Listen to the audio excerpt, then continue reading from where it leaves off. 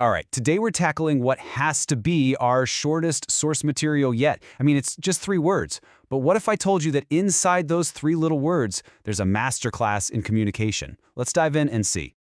And that's it. That's the whole thing. Ode to Mama. Just 3 words. It seems so simple, right?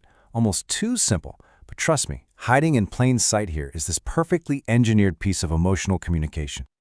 So, where do you even start with something so short? Well, you've got to treat it like a puzzle, or maybe a really tiny, powerful machine. We're going to take it apart, piece by piece, and figure out how each part works to give it this incredible punch.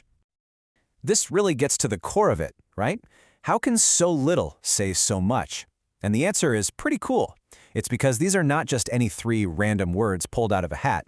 No, each one is a very, very deliberate choice, and they all work together to build something really powerful.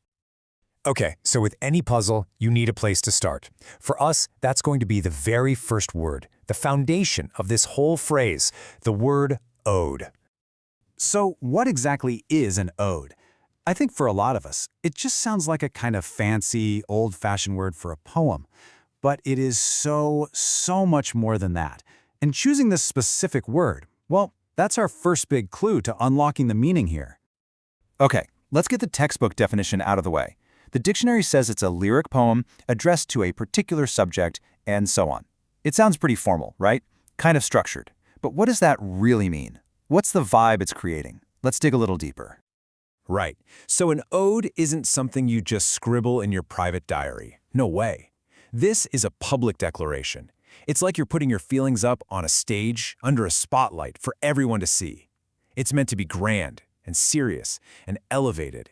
It is a statement. Just think about it for a second. The writer could have said, "Poem to Mama" or "Song for Mama," right? And those would have been fine. But by choosing ode, they're immediately signaling something completely different. It's like they're grabbing you by the shoulders and saying, hey, pay attention. This is important. This is serious. So we've got this really grand formal structure, the ode. This is a form that's usually reserved for, epic heroes or gods or entire nations. But in this case, who is it for? Mama. And that contrast is everything. Which brings us to our next puzzle piece. Why that word? Let's just look at the options here. You've got mother, which it's fine, but it can feel a little formal, right? Almost biological, a bit distant. But mama, wow, that word carries a totally different feeling, doesn't it? It's so much more intimate and personal. It's the word we use when we're little. It's a word of comfort. It speaks to this deep emotional bond that's about way more than just biology.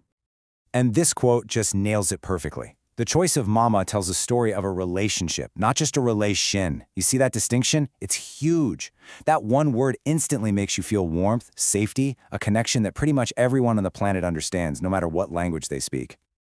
Okay, so we've got our 2 main pieces on the table now. We have the big, grand, formal ode, and then we have the super intimate, personal mama.